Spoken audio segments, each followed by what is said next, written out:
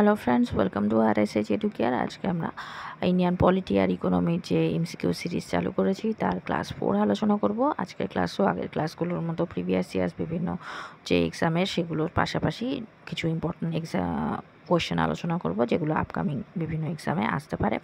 তো video start করার আগে বলি, যারা চ্যানেলে ফার্স্ট টাইম ভিজিট করছো তারা কিন্তু অবশ্যই চ্যানেলকে সাবস্ক্রাইব করো, আর সাবস্ক্রাইব বাটনের পাশে থাকা যে বেল আইকন রয়েছে সেখানে অলে ক্লিক করো। তাহলে যখনই আমি কোনো নতুন ভিডিও তোমাদের জন্য আপলোড করব তার নোটিফিকেশান তোমাদের কাছে পৌঁছে যাবে।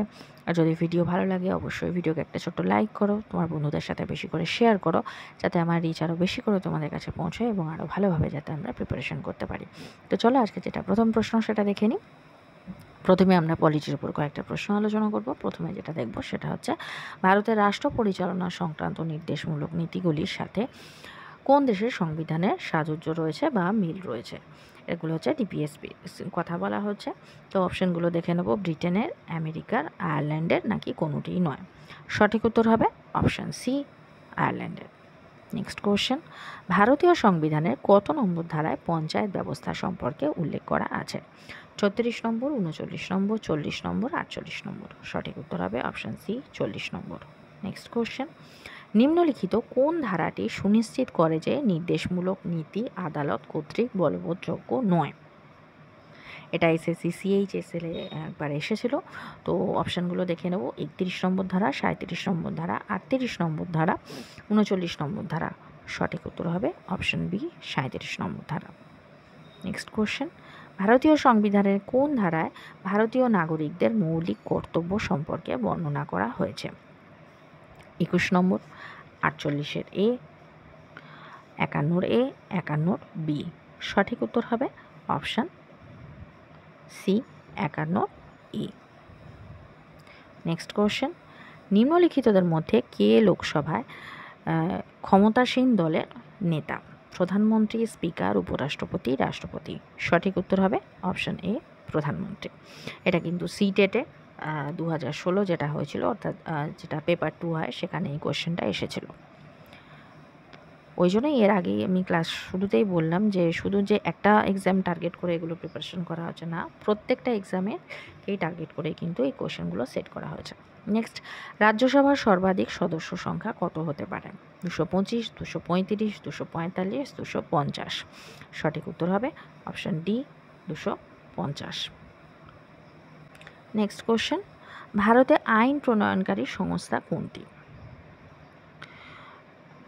রাষ্ট্রপতি, বিচার বিভাগ, পার্লামেন্ট, প্রধানমন্ত্রী ও তার মন্ত্রিপরিষদ। সঠিক উত্তর অপশান সি, পার্লামেন্ট। এটাও সিটের প্রিভিয়াস ইয়ার্সের প্রশ্ন।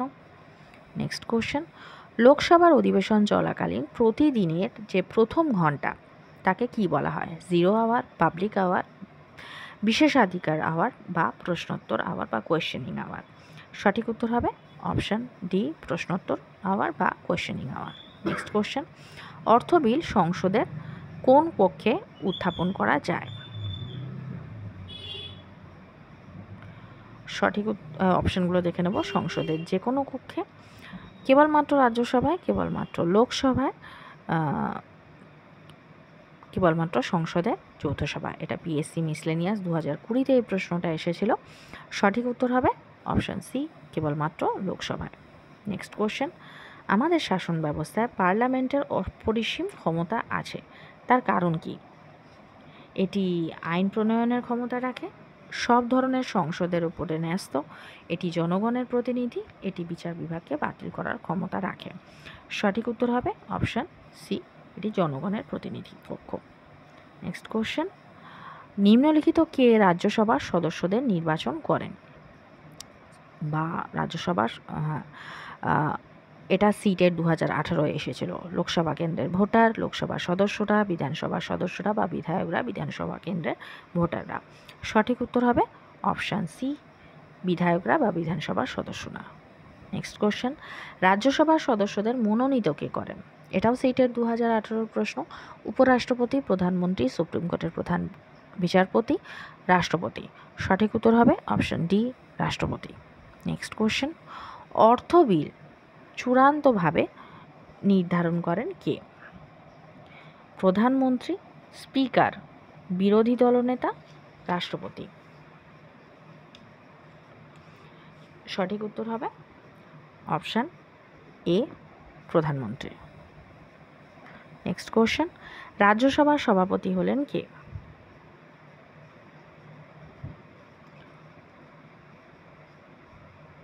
সরি, এটা আগের প্রশ্নটা যেটা বললাম, অর্থ বিল চূড়ান্তভাবে নির্ধারণ করেন, এটা কিন্তু হবে স্পিকার। এটা প্রধানমন্ত্রী হবে না, এটা আমি ভুল বলে ফেলেছিলাম, এটা কিন্তু হবে স্পিকার। তাহলে কোনো বিল অর্থ বিল কিনা সেটা চূড়ান্তভাবে নির্ধারণ করবেন কিন্তু তৎকালীন যিনি স্পিকার রয়েছেন হাউসে তিনি করবেন। আর এটা কিন্তু WBCS প্রিলিমস 2021 এই প্রশ্নটা এসেছিল। নেক্সট কোশ্চেন, রাজ্যসভার সভাপতি হলেন, এটা WBCS প্রিলিমস 2020 প্রশ্ন। ভারতের রাষ্ট্রপতি, ভারতের উপরাষ্ট্রপতি, ভারতের স্বরাষ্ট্রমন্ত্রী, ভারতের প্রধানমন্ত্রী। সঠিক উত্তর হবে অপশান বি উপরাষ্ট্রপতি। নেক্সট কোশ্চেন, রাষ্ট্রপতির বিরুদ্ধে যে ইমপিচমেন্ট যে আছে সেটা কোথায় উত্থাপন করতে হয়? সুপ্রিম কোর্টে, কেন্দ্রীয় মন্ত্রিসভায়, বিশেষ আদালতে, সংসদে। সঠিক উত্তর হবে অপশান ডি সংসদ বা পার্লামেন্টে। নেক্সট কোশ্চেন, লোকসভার সর্বপ্রথম অধ্যক্ষ কে ছিলেন? তার ফার্স্ট স্পিকার কে ছিলেন? হুকুম সিং, GS ধিল্লো, A আইয়েঙ্গার, গণেশ বাসুদেব মাভলাঙ্কার। সঠিক উত্তর হবে option D. Next question, Rajya Sabha কত দিনের জন্য অর্থ বিলকে আটকে রাখতে পারে? অর্থাৎ অর্থ বিল কোথায় উত্থাপন হয়? শুধুমাত্র লোকসভায়, কিন্তু সেটা দুটো কক্ষেই যেহেতু সম্মতি নিতে হয়, তাহলে সেই জন্য সেখানে রাজ্যসভায় পাঠাতে হয়। কিন্তু রাজ্যসভা এটা সর্বোচ্চ কতদিন আটকে রাখতে পারে? 14 দিন, 3 মাস, 6 মাস, নাকি এর মধ্যে কোনোটি নয়? এটা WBCS মেন 2018 এসেছিল। সঠিক উত্তর হবে অপশান এ 14 দিন। নেক্সট কোশ্চেন, লোকসভার পাবলিক অ্যাকাউন্টস কমিটির সদস্য সংখ্যা কত? 7, 10, 15, 20। এটাও WBCS প্রিলিমসে এসেছে একবার। তো সঠিক উত্তর হবে অপশান সি 15 জন। নেক্সট কোশ্চেন, একজন ভারতীয় নাগরিকের লোকসভায় নির্বাচিত হওয়ার জন্য ন্যূনতম বয়স কত হওয়া প্রয়োজন? 18 বছর, 20 বছর, 25 বছর, 35 বছর। সঠিক উত্তর হবে অপশান সি 25 বছর।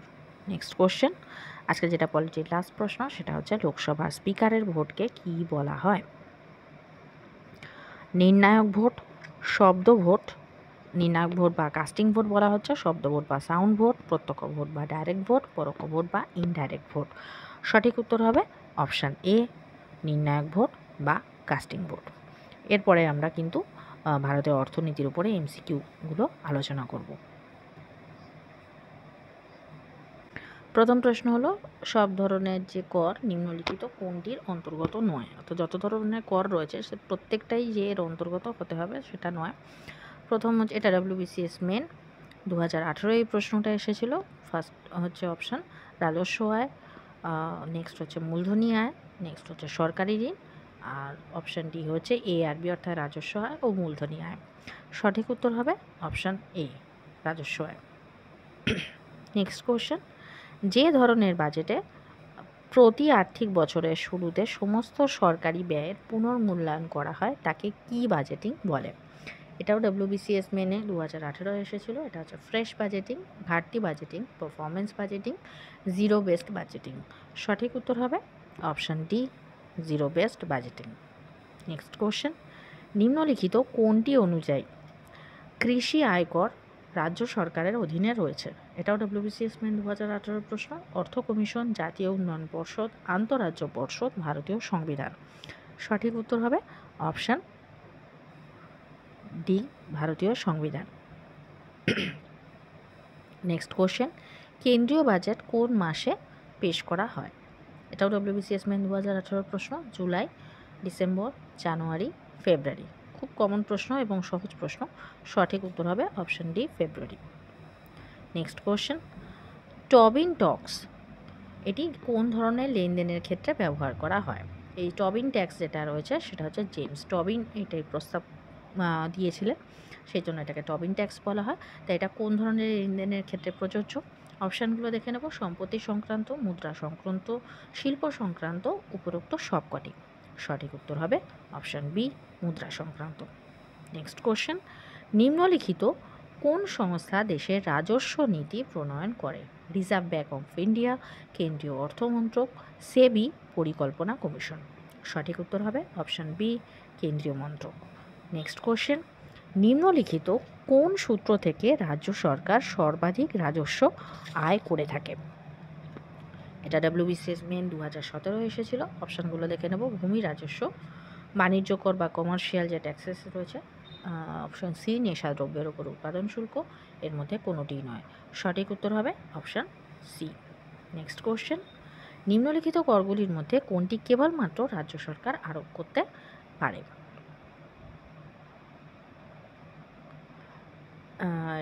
বিনোদন কর, সম্পদ কর, কর্পোরেশন কর, আয়কর।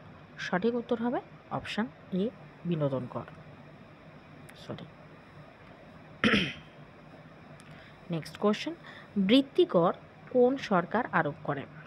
রাজ্য সরকার, কেন্দ্রীয় সরকার, রাজ্য ও কেন্দ্রীয় সরকার উভয়, কেউই নন। সঠিক উত্তর হবে অপশান এ, রাজ্য সরকার। আজকে যেটা লাস্ট প্রশ্ন সেটা হচ্ছে, ভারত সরকারের সর্বাধিক রাজস্ব নিম্নলিখিত কোনটি থেকে আসে? অর্থাৎ সরকার সর্বাধিক রাজস্ব কোনটা থেকে আসে? কোম্পানি কর, আয়কর, বাণিজ্য কর, উৎপাদন শুল্ক। সঠিক উত্তর হবে অপশান এ, কোম্পানি কর। আজকের ভিডিও এই পর্যন্ত। যদি ভিডিও ভালো লেগে থাকে তাহলে অবশ্যই ভিডিওকে একটা লাইক করো, যারা চ্যানেলে নতুন চ্যানেলকে সাবস্ক্রাইব করো, আর সাবস্ক্রাইব বাটনের পাশে থাকা যে বেল আইকন রয়েছে সেখানে অলে ক্লিক করো, তাহলে যখনই আমি কোনো নতুন ভিডিও তোমাদের জন্য আপলোড করব তার নোটিফিকেশান তোমাদের কাছে পৌঁছে যাবে।